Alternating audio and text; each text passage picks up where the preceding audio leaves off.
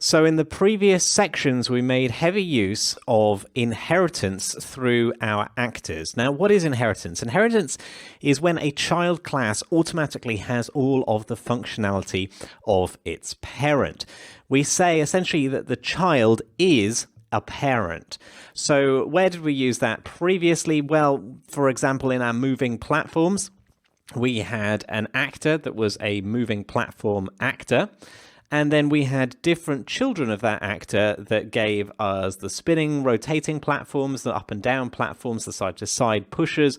Those were all children. They all were movers. You could say the moving pusher is a mover. We could say that the rotating baton is a mover.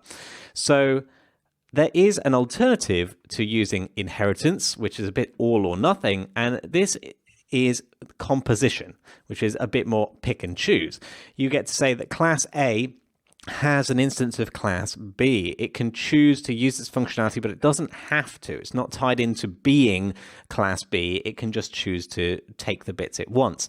So we say that class A has a class B. So let's have a look at some examples of inheritance versus composition using something quite natural, I think, talking about inheritance in the animal kingdom.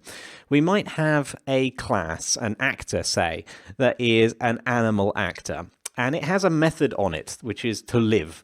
It lives when you call that method. Now, it makes sense to have things like a mammal that inherits from this because it also needs to live. So it needs all of that functionality that the animal has. But it adds some more functionality, such as making milk. We might also have a reptile that has the functionality, the added functionality of laying eggs. Now, it's fair to say that a mammal is an animal and a reptile is an animal as well. Now, we could go onwards and say, okay, we've got a cow. Well, a cow clearly is a mammal. It needs to make milk, and by extension, it also needs to live because it's also an animal. A snake is a reptile and it is an animal, but it is not a mammal, so that makes sense too. But what about a platypus?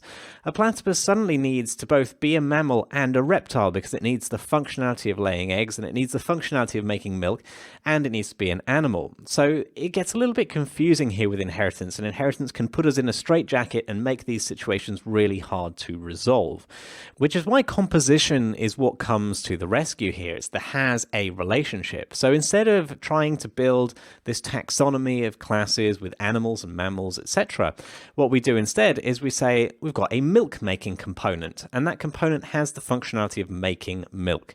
So the cow would have one of these milk making components and it gets its functionality from there.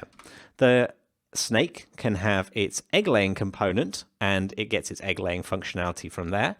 And the platypus can have both components. It doesn't have to pick and choose one component, it can have all of them, and it gets to share the functionality just fine. So let's take the example that we're going to be using here, where we've got for a mover. We've got something that wants to move. We might have started setting it up as an inheritance and is a relationship. So we've got a mover that inherits from the static mesh actor, kind of like we've done in previous sections. And then from the mover, we might inherit a moving door or a moving wall.